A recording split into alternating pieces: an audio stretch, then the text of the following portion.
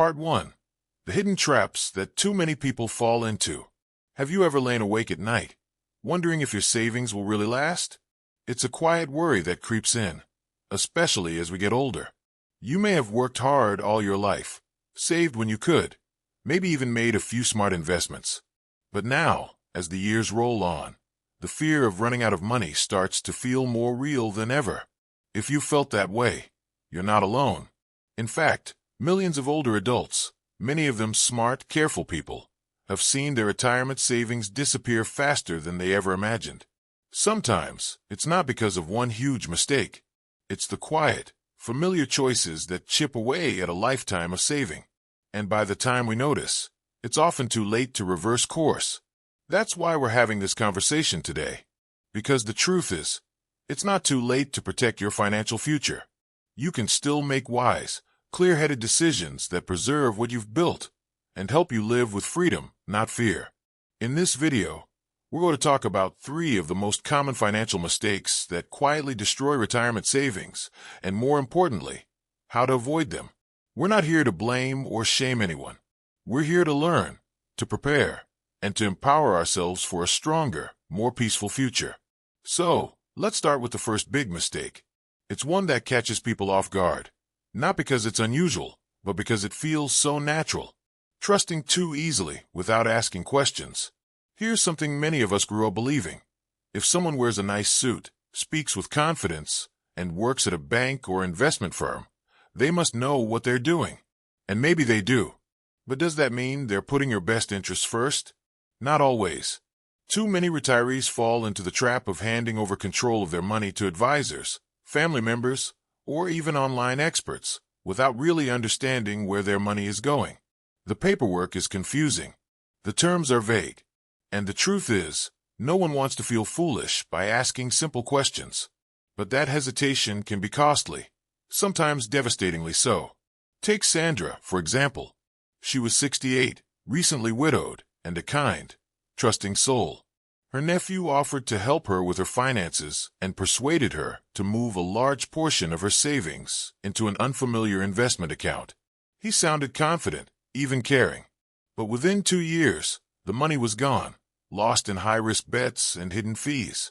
The worst part, she never asked him to explain where the money was going, because she didn't want to offend him. Here's the lesson. Asking questions is not rude. It's responsible.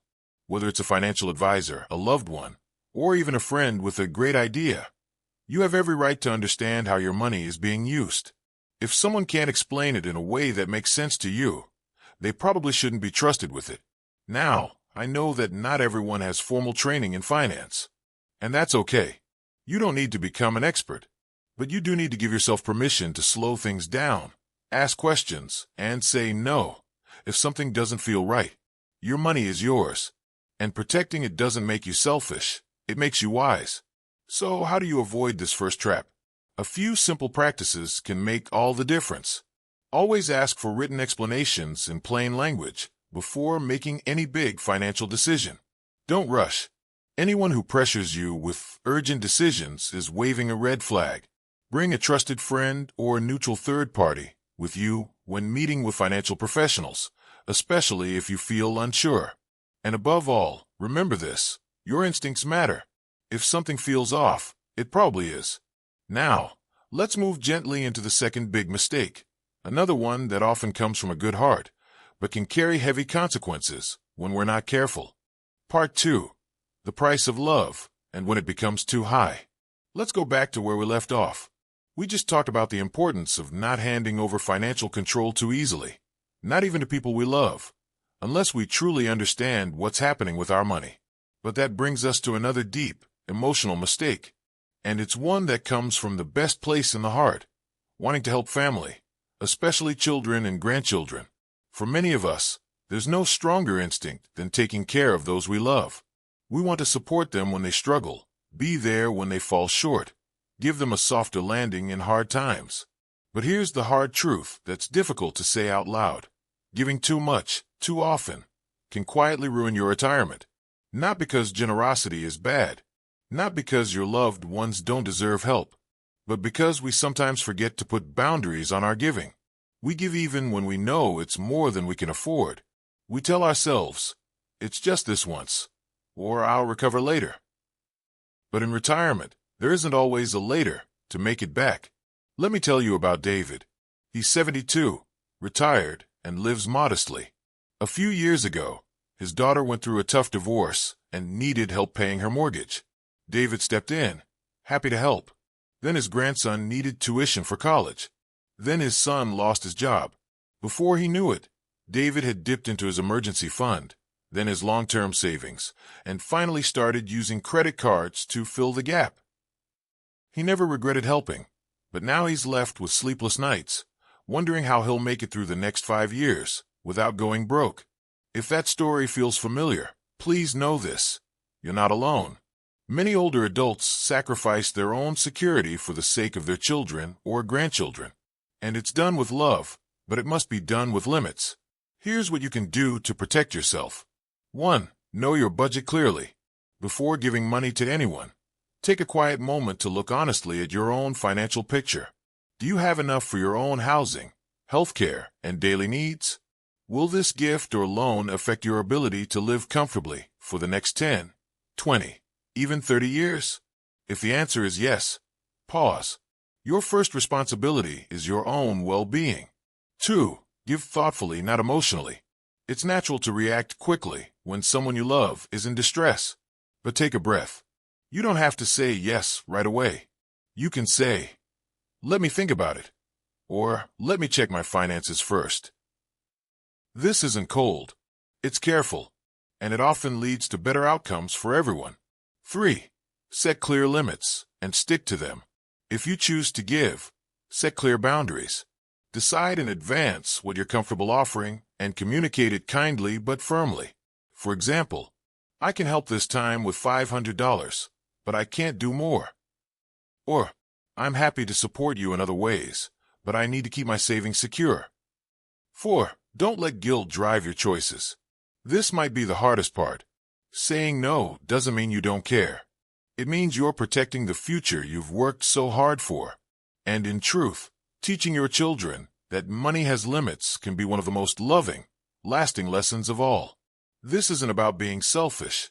It's about being strong, smart, and steady for yourself and for those who depend on you. Because the more secure you are, the more consistent and helpful you can be in the long run. And if you ever feel unsure or pressured, talk to someone neutral, a financial counselor, a trusted friend, even a professional, before making a big decision. So, what have we talked about so far?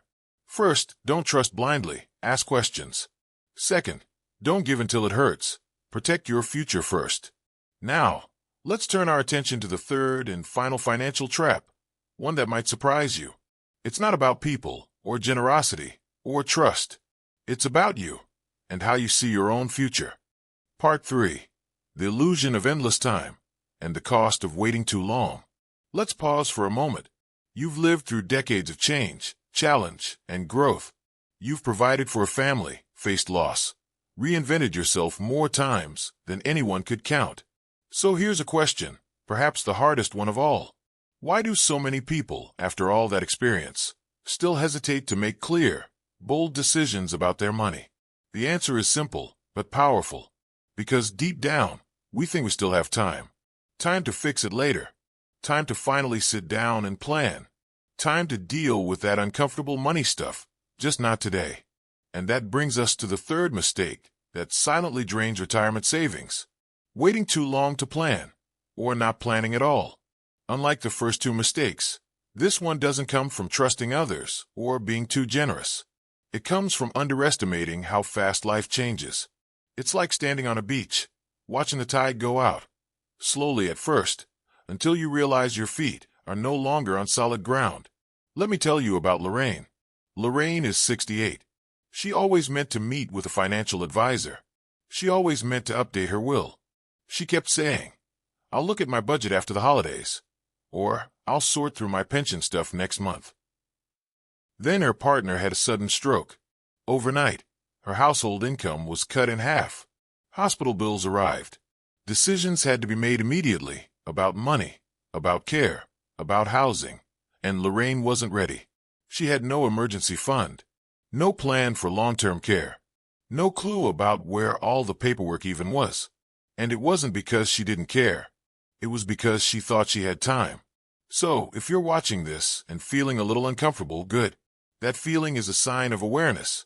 And awareness is the first step to change. Here's what you can do, starting now, not someday. 1. Create a simple, honest snapshot of your finances. You don't need a spreadsheet or fancy software. Just grab a notebook and answer these questions.